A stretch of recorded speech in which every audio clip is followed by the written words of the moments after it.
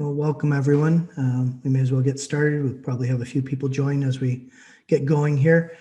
This week we have our guest star, Thomas Hughes, who is your workshop leader, who will be doing working closely on the assignments with me, doing a lot of marking. And I'm just going to turn over to him for some opening remarks. Hello, everybody.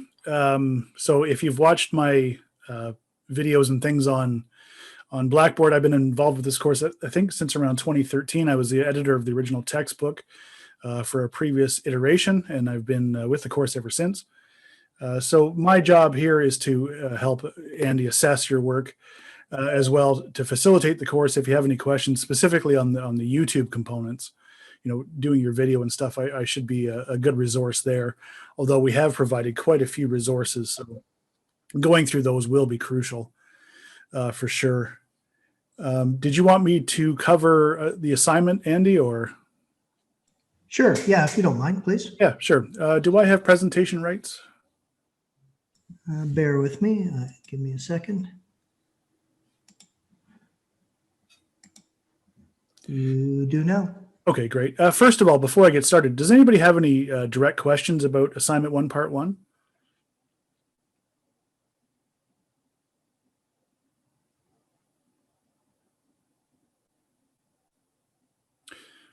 Okay, as we go through this, if you do, you can just pop in and ask anything you need. Let me get my chat window up here. Okay, so what I'm going to do is I'm just going to switch over to the instructions. One thing to keep in mind, assignment 1, part 1, and part 2, obviously, as the name suggests, go together. The key component here is that assignment 1, part 2, the Dropbox will not open for you until you have submitted part 1. So what I would like you to think about is part 1 being a diagnostic. Okay, what we want to do is set you up for success. So, okay, yep, you can post a video. You've got the components you need to drive the following assignment. Okay, so please keep that in mind as you go through it. It's not just a standalone assignment. It's a key component. So, and I also would like you to think about as you go through that, as you compose your work, is to think about, beyond the classroom. And we all, if I'm buying a specific product, I'm a guitar player, as you can see. I just bought a new device here. But before I bought it, the first thing I did was I went onto YouTube and I watched reviews. I watched the company product demos and things like that. And that's a huge, important part of online business principles now, is that the fact that we can use YouTube to be such a powerful tool, both good and bad sometimes.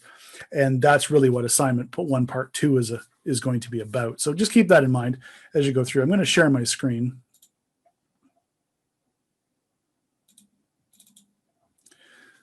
Okay, so hopefully you can see that. So these are the instructions right off of Blackboard. I've done a review video on this, and I do a review video for every assignment that we do. So please go through that. I'm not going to reiterate too much about the instructions. What I would like you to keep in mind is, in this specific assignment, it's not the content, it's the deliverable. Okay, this is different for part 2, but so the content doesn't really matter. We had to give you some sort of framework. We've chosen some topics for you, but you're free to go beyond that, right? If you've got some sort of specific topic you would like to explore, we've just put a few examples here. The key components that you're going to need for assignment 1, part 2 is adding text. Okay, because you're going to use that for your in-text citations, right? Because this is an alternate form of deliverable, we need to come up with some way for you to be able to cite and reference. And this will be, I'll talk about it in a second. And I'll also do a review video that shows you exactly what we're looking for there. Okay, so you need to figure out how to add text. It's not hard. You can do that even on a simple iPhone video editor, or Android or whatever. So you need to figure that out. You'll want to add some graphics, some sounds, some music.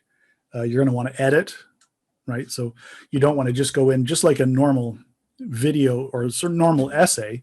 You don't just go in and write a bunch of text. You sit down and you get your ideas down, and then you edit that into into an excellent product, and that's what we're looking for here. I've posted some videos on B-roll, which is an excellent technique, especially if you're doing like a documentary style or a video essay. You want to make the video as interesting, good looking, as good sounding as possible. You're going to want to plan and write out your dialogue. You don't just go in and do what I'm doing right now, kind of a little bit off the cuff. You're going to want to sit and plan that out, right? So you're capturing an excellent audio product there. Okay. I've also posted resources on that. I posted a video that I recorded on different microphones and things like that. The one thing to keep in mind is that your audio quality can be more important, and probably is more important than your video quality. Okay. If you can't hear what the person is saying, then most of the time on YouTube, they will just go to another channel or another video. Okay. So keep that in mind. It doesn't cost money. You can do it very cheaply or with no money at all. It just takes a bit of planning and practice. So, okay. So just keep that in mind. Another thing is that you need to fill out the description area on YouTube, and you need to post your videos unlisted for privacy reasons. These end products are for Andy's eyes and mine only. Okay. Just like any sort of schoolwork that you were handing in. So keep that in mind. You do it as unlisted, and I've posted a tutorial video on exactly how to post your video. So there should be no problems there. If you have any privacy concerns, just use fake emails, fake YouTube accounts, and then delete them at the end of the course. All right. I've posted some resources for you on public domain, Creative Commons, music, and graphics. Right. We have had in the past, we've had students' videos deleted from YouTube. So we don't want anything like that, because it makes it very difficult to mark. So please make sure that you're using, yes, your favorite song might be this artist, but you cannot use that on YouTube, right? Unless they've provided that to YouTube that you can actually use. Okay. So please keep that in mind. Good. What that leads to is assignment 1, part 2. And what you're going to do here is you're going to do a video essay on building loyalty and the loyalty ladder. Okay, so you've got some reading to do, you've got some research to do here on the ladder of loyalty, and then what you're going to produce for us is a video essay. Okay, I've provided an example video on Blackboard of a really good video essay and how to compile those kind of things. All right. One kind of thing I want you to keep in mind is they need to be online strategies. If you're talking about a company that is giving free shipping on returns, that is not an online business principle. That's a business decision. Okay. What we want to hear about online strategies as per our course, right? So you need to be looking at the course material, figuring out online strategies, and using those as a lens to discuss the two companies that you're going to choose. All right. So again, you'll be reading through all this, and I will do a tutorial video on it. Okay. So your video is going to be 5 minutes in length. You're going to use the feedback you've received from part 1, and you're going to create this video essay with the framework we've provided here. Okay. So that's how that's going to work. If you have any questions, of course, you can email us, but I'm pretty sure that the instructions and the tutorial should make what you're producing here very clear. Okay. Please keep in mind online strategies as per the course, right? If you're going to go off and do Google and just Google things, and you're not using the course material and the resources provided as a lens, your mark will probably suffer. Okay. Like any assignment, like otherwise, why have an assignment, right? We want assignments that, an end deliverable that shows that you can apply and synthesize course material. If you follow that, you will probably do very, very well, especially on assignment 2. Okay. So great. As soon as you submit assignment 1, this will become available for you. Okay. We call that adaptive release. That's what you're seeing right here, adaptive release. So as soon as you put something in the Dropbox, this will appear. Okay.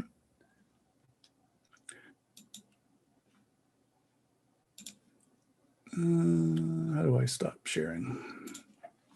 There. Does anybody have any questions on that? If you don't feel like putting your microphone on, you can just throw it in the chat window.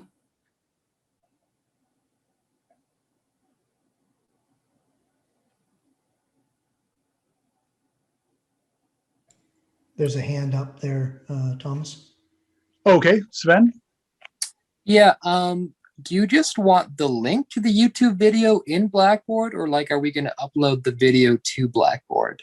It's just the link only. If you watch the video tutorial that I posted, I show exactly how to do that. It's what they call the shareable link. Okay, sounds good. Thank you. Yeah, it makes it good question, Sven. It makes it very easy for us to mark. Right, we just click on that link. It opens up your YouTube video, and we just go through and mark it. So works quite well. Any other questions?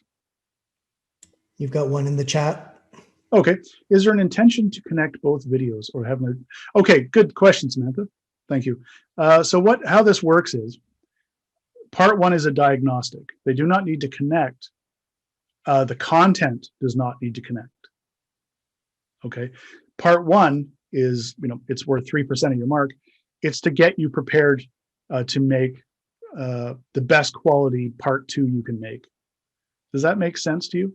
Right? The content doesn't have, if you want to, I can't see how you would connect it. The idea is we had to give you some sort of topic so we can ensure that you can make a video. So does that make sense at all, Samantha? Yeah. Okay, great. Yeah. You can make it about your pets. You can make it about your favorite food. Students in the past have made it about their favorite recipes. I've picked up some good tips, actually. Is this group work? No. It says right in the instructions that this assignment is to complete it individually.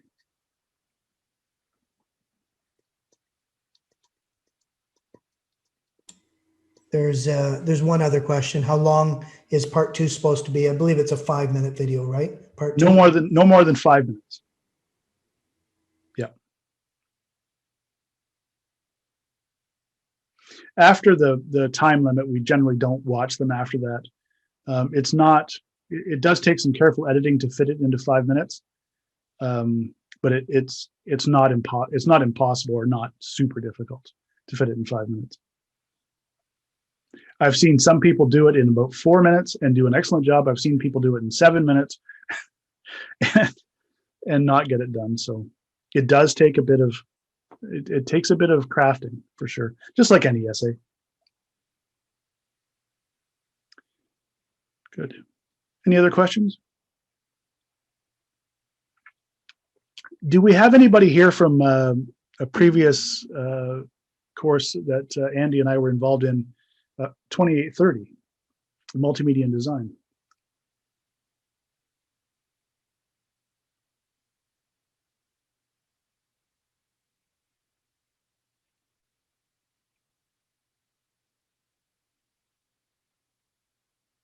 No. Okay, I'm going to pass it over to Andy then. If you have any questions, throw them in the chat window and I can always jump in. No, but I think I should have taken that course first. You'll be fine, Carolyn. No problem. We've provided lots of resources. Multimedia design is more about HTML and web page work. Even if we exceed it, yeah, got to keep it in 5 minutes.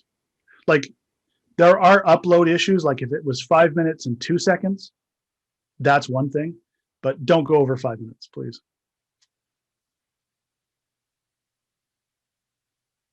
Great.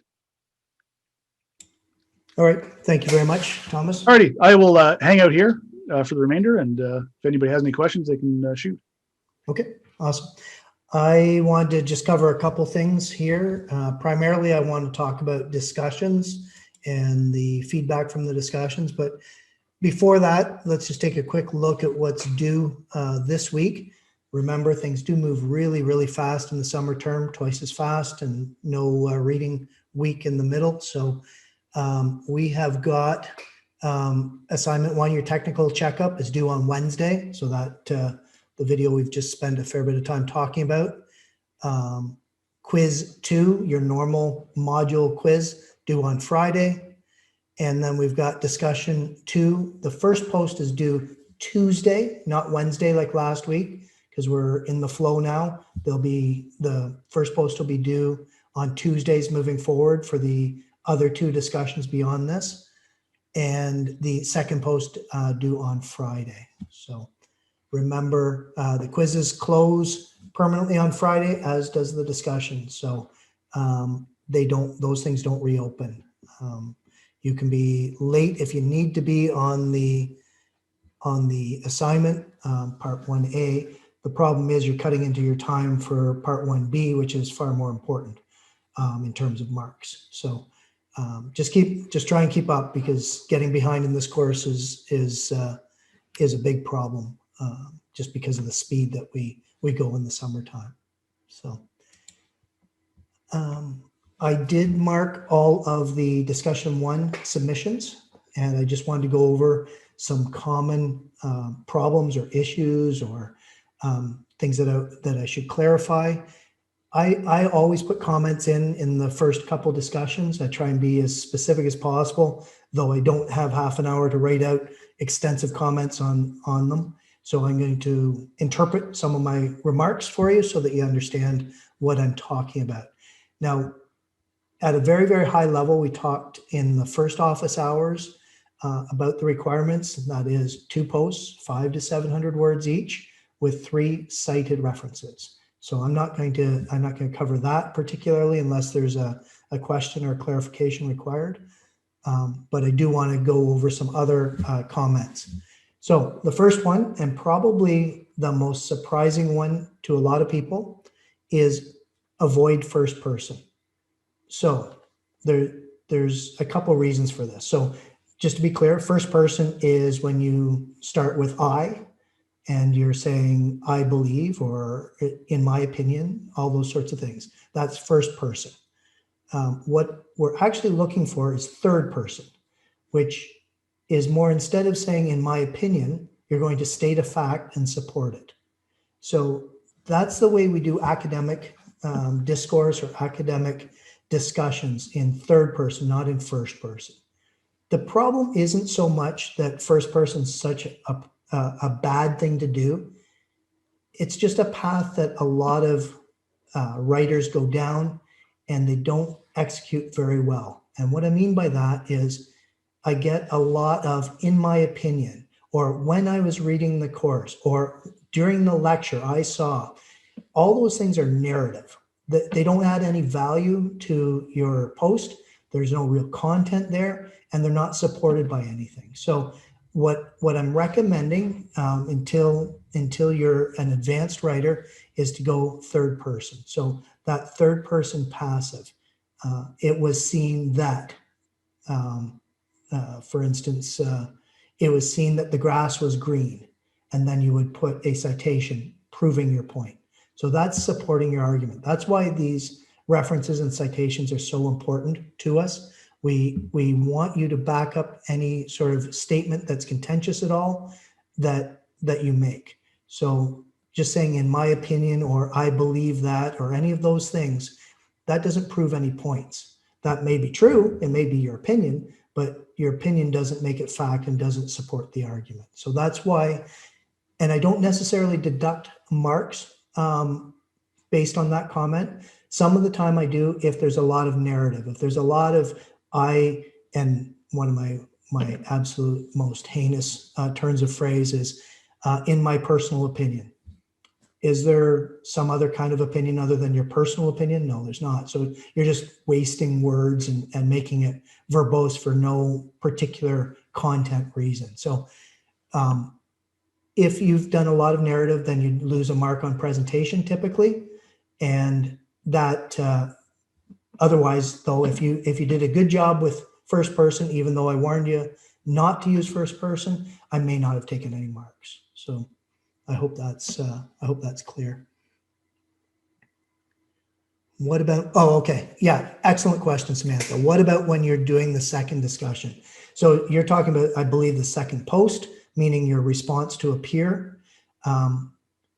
Yeah, I mean, that one is a little more sort of open to using first person, but I would try not to, if at all possible. If you stick with the discipline of not using first person, I think you'll find that your content is denser and your points are more well supported.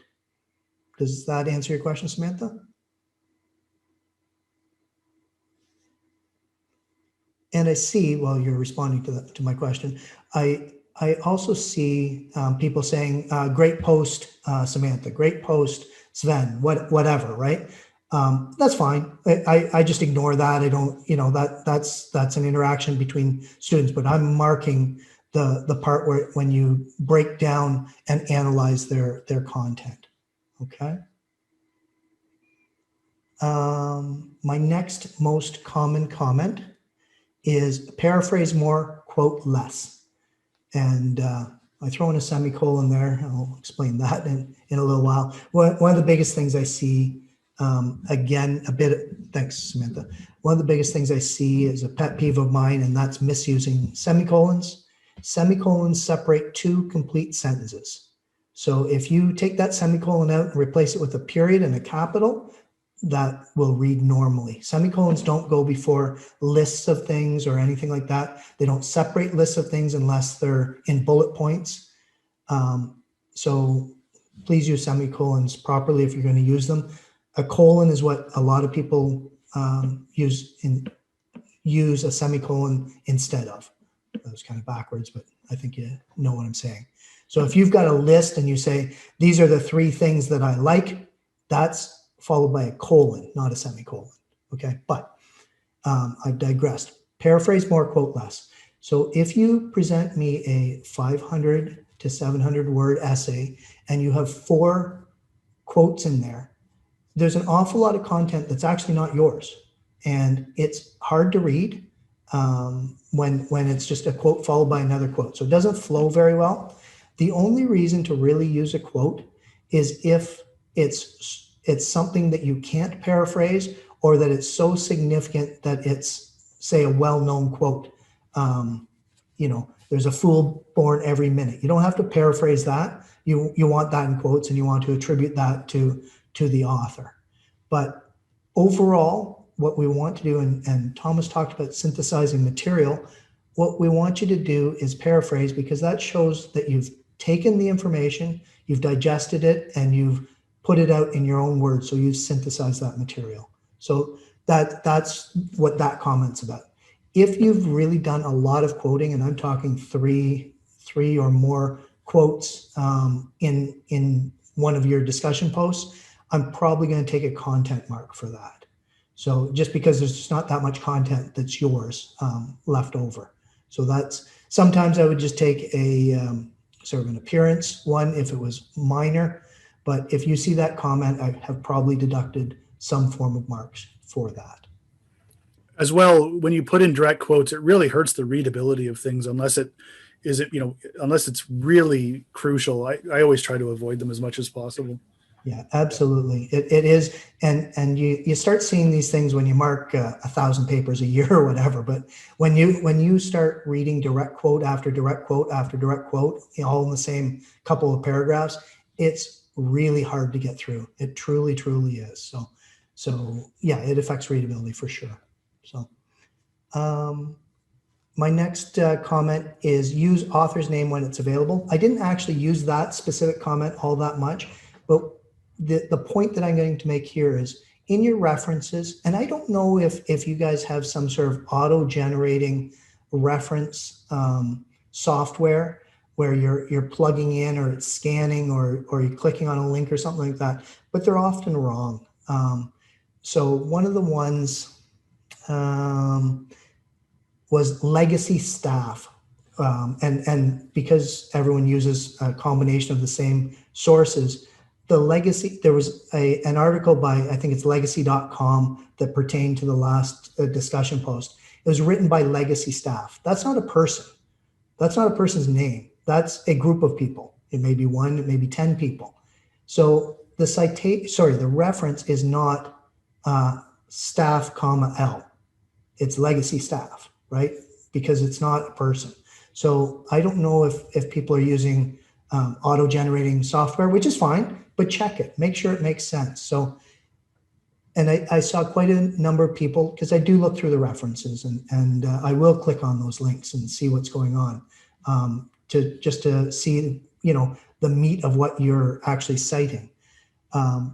Drill down and find that author. It may not be at the top of the article, maybe at the bottom of the article, maybe to the left, to the right, but give that author's name, get the date from that article whenever it's possible. Don't rely on a no date or a no author or anything like that. If there's any chance that you can actually find who actually wrote the article. The next one's related. The next comment's related. And again, not all that common, but my comment is shorten URLs in references. So URLs being the link. There's lots of people that copy and paste the URL that they're on as they're retrieved, May 3rd, and then they put in the URL. Get rid of all the garbage at the end, all the variables. One of the real common things is there'll be a section that'll, like a tilde, colon, text equals. And then it'll be the keywords that you're searching for on the page. So, and that may be generated from Google, from your Google search, and it carries it right to the URL. And we'll get into this in this course. That's really useful for the website owner, but it's really terrible as a reference. We don't care about all that. You can trim that all back to get to the .html page and not have all the miscellaneous variables at the end. What a great thing to do there is if you're shortening a URL is copy the URL and paste it into a completely different browser. Like I use Firefox most of the time, but if I'm testing something, I'll use Chrome. I'll paste it into Chrome and see how much I can actually, what can I trim out of that makes it a real concise URL? Something to think about. Yeah, absolutely. Make sure that the URL you provide goes to the same page. But what you're usually going to get is links based on the keyword searches or referral links or things like that got you to that page that aren't necessary. So just shorten it down and test it, like Thomas said. Another common mistake, and actually for this group, it was pretty darn good. On the trailing citation. So when I say a trailing citation, there's a couple ways of doing a citation in text. One is according to Hughes bracket 2020, comma, blah, blah, blah, blah, blah. Or blah, blah, blah, blah, blah, bracket Hughes, comma, 2020. Okay, so those are generally the two ways of citing within the text. The second one is the trailing citation, where the citation trails the sentence. The period goes after the trailing citation, not before.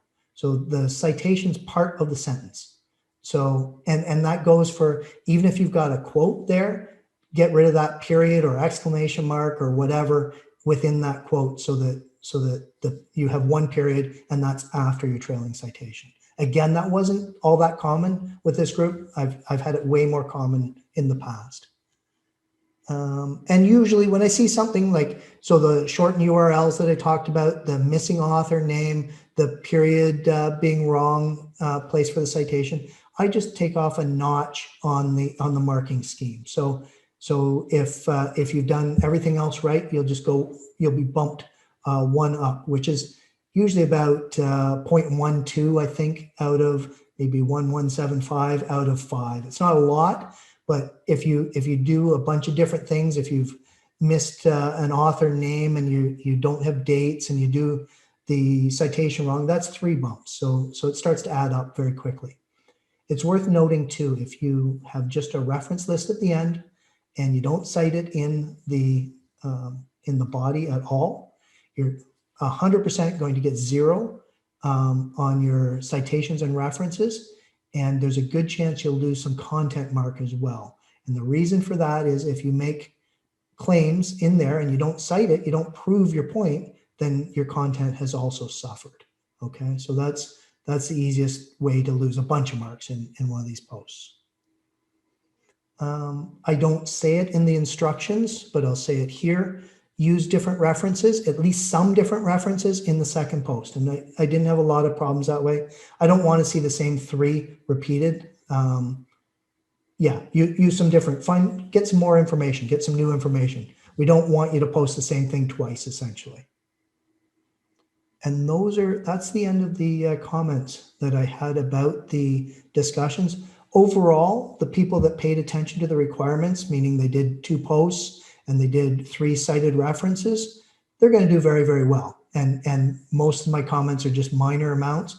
What I find is a very high percentage of people that are paying attention are getting 5 out of 5 on those discussion posts, starting in the second and third rounds of discussions. So there's no reason why, take a look at the feedback that we provided. If something's unclear, reach out and we'll be happy to clear it up for you. But there's no reason why you can't get 5 out of 5 on these. We're not combing through these discussion posts and roasting you if you make a small mistake by any stretch. But not citing, not having the right number of references, not the right number of words, those are big mistakes. So it's an easy way to get a whole bunch of marks, 20% in this course. I think too that's really going to take hold when we do assignment 1 part 2. You have to cite and reference correctly, of course, but you've got to do it in your video where we can actually see it right in the video itself. So this is the first discussion post can be a really good diagnostic for that. I've also posted in the chat window the link to the OWL Purdue website. It is the reference for any sort of citing. So in APA formatting, this will show you how to cite and reference everything and anything. So I threw that in the chat window for you. I believe that I've got that in course content. Just checking that right now. If you go into course content general, you scroll down a bit, there's an APA style guidelines link, and that is your OWL Purdue link. So what I would say is those are the easy marks, guys, to get the citations and references perfect and to get the style marks perfect for good spelling and good grammar. Those are the easy ones. Content's key, but there's 30% of your mark is for making sure things are spelled right and capitalized properly and cited and references are available. So I think too, as being an English teacher, I find that those kind of things, just putting that extra effort in, if we're seeing lots of spelling mistakes and citation errors and stuff, it really hurts the content as well, because, we're looking for a cohesive package, and I think that this course, Andy and I both believe this, that, you need to be improving your writing, especially if you're going to go on beyond this. Many employers are looking for masters and things like that, and there's going to be little forgiveness at that level. So, I think we both push to make, to hopefully that you're writing your citation, trying to do the best deliverable you possibly can. So, yeah, there's another, and I truly encourage you to take a look at it. There's another, I'm just scrolling through here, bear with me. There's another link in the same area in your course content general. If you go down, there's a video on from citations to formatting using APA 7th. So if you digest it better that way, that's fine, do that. But below that, there's a proofreading strategies video that the academic skills group did for us. It's excellent. It will show you how to polish and have a good final product. One of my goals in every single course that I teach, and Thomas's as well, I believe, is to make you guys, the students, better writers. That is a skill set that's not well developed in general coming into university, but I certainly would love to see you leave my classes being a better writer, being more concise, more direct, just having better grammar and stronger proofreading skills. Even if you never remember anything about online marketing, if we can make you a better writer, we've more than done our job here. So that's sort of my take on that. So that's why I push and Thomas pushes to get these things right. If you do the structural part of it, like Thomas said, your finished product will be that much stronger. You lose a lot of credibility. If I read the first sentence in say a term paper that's a 1,500 or 2,000 word document, and the first sentence is a run-on sentence, or you spell the name of your subject wrong on the title page, you're immediately losing credibility. So that is important. I had a couple students that were obviously had referred to articles that they had acquired through the library, but they provided a link through the library, which is through a proxy. I can't access that. You have to find the actual source link. And often when you do that, when you go through Google Scholar or you go through the library and you're reading scholarly articles and you're using them, they usually provide a link that provides you with the citation. You may have to tweak it a little bit, but it's right there. It's just a copy and paste. So please do use that. And usually that'll have the DOI number or something like that, but it will allow me to get to that, or Thomas to get to that article. Whereas trying to go through a proxy with a whole bunch of session IDs and things like that, it just doesn't work. So are there any questions about discussions, about assignments, about the course, anything at all?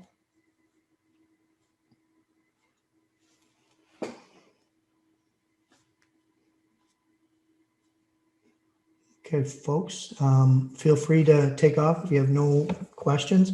I'll stick around until everyone's gone. And I mean, if you want to stick around and talk, that's fine. Otherwise, have a great week, and we'll talk again next week. Go ahead. You have a question about, yeah, that's a really good, that's a really good subject. So the question is about quizzes, and if you can stick around, you probably want to hear this. I do not release the answers to quizzes. There's a couple reasons for that. One, the quizzes are not a learning tool. They are a testing tool, meaning that I'm trying to see how much you synthesized from the reading. I think it's actually somewhat insulting to let you see the answers and just memorize the answers on a multiple choice. That's not the purpose of them at all. The other problem is we're going to use those same quiz questions, or the pool of quiz questions, on the final exam to some extent. So the pool is relatively shallow. You've probably noticed by now that the chapters can be 3, 4, 5 pages long in some cases. There's not that many questions. So I'm not going to release the answers. I would encourage you to make sure that you're maybe taking screenshots of the questions if that's what you want to do as you go through. And once you see your results, try and identify what's wrong. But all of the questions, every single one of those questions, because they're handwritten, are straight out of the text. So please, use a keyword search in your text, go and find the answer. It's right there. I may throw in a little trick here and there, meaning I might put a not instead of a negative instead of a positive. I might put something from an adjacent paragraph or something like that to make sure that you're actually paying attention to the question and the answer. But if you skim it, you're probably going to make some silly mistakes. But if you actually read the question carefully, it's right there in the text. There's nothing particularly tricky about them, other than I might do a negative or a positive flip around just to make sure you're paying attention. But so I will not post, I will not be posting correct answers. Any other questions? That was a great question, and sorry for not doing that, guys. Are you using both textbooks? Yes, absolutely. There are 2 texts. One's free. The other one is, it costs, I forget what it was, $40 or $50, I think. We looked at that last office hours. You can look it up there, or you can click on the link if you haven't already purchased it. Yeah, I use both textbooks. You're going to see as we get through the course in 1 or 2 of the modules, where even though there's 4 chapters, 2 from each that are assigned, I only do 3 lectures. That's because it's so much overlap that it just didn't feel worthwhile repeating so much of the information. So I would read them both, but you're going to see if I've only got 3 lectures and I've assigned 4 chapters, there's going to be an overlap there between 2 of the chapters. That help out, Samantha?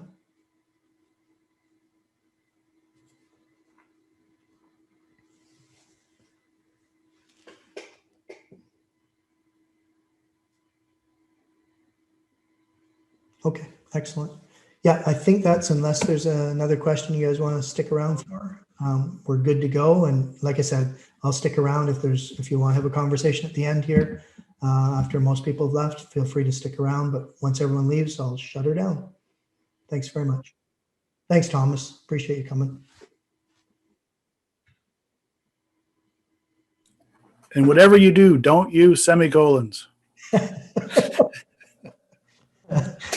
Don't use them incorrectly. Please use them. They're a little bit pretentious, actually, but Just best to avoid them. They're not a fancy comma. yeah, I know. Yeah, many people get caught in that trap for sure, and they are a bit pretentious for sure. I think every paper I've ever written, I go through and I actually do a search for semicolons and delete them. Very hard to use correctly. Yeah, for sure. Just for the people that are remaining, my email is it's in what do we put it in? Getting started. Getting started. Yep. Yeah. If you have any questions about video editing or anything like that, if I can't answer it directly, I can provide you with resources. So I've been doing multimedia and design and music and video and all sorts of things for a very, very long time. So I should be able to steer you correctly. If you don't hear back from us, like I said last week, we do try and respond within 24 hours.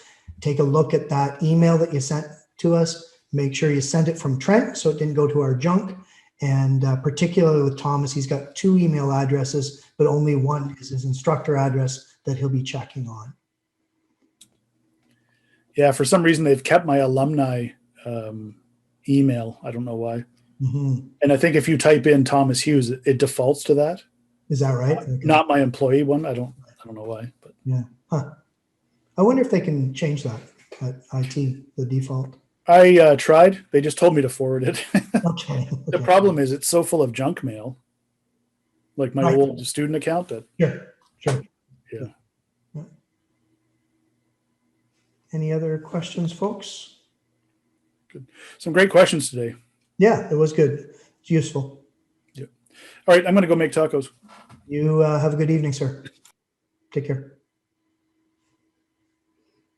Thanks.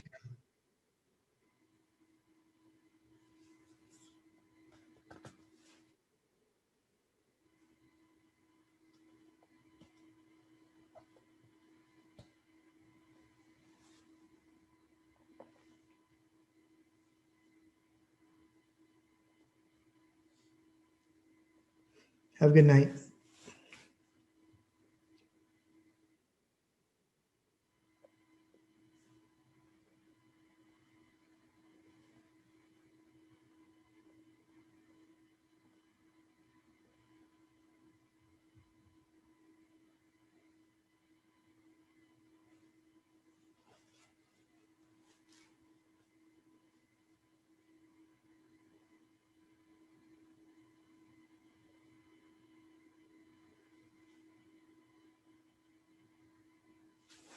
Any further questions? We've just got one person remaining.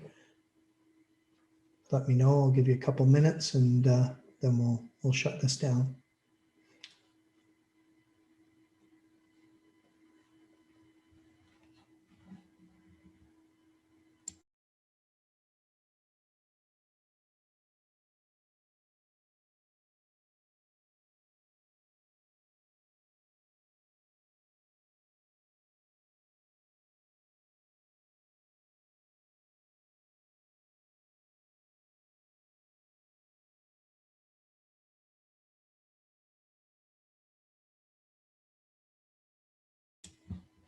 All right. Thank you. Have a good evening.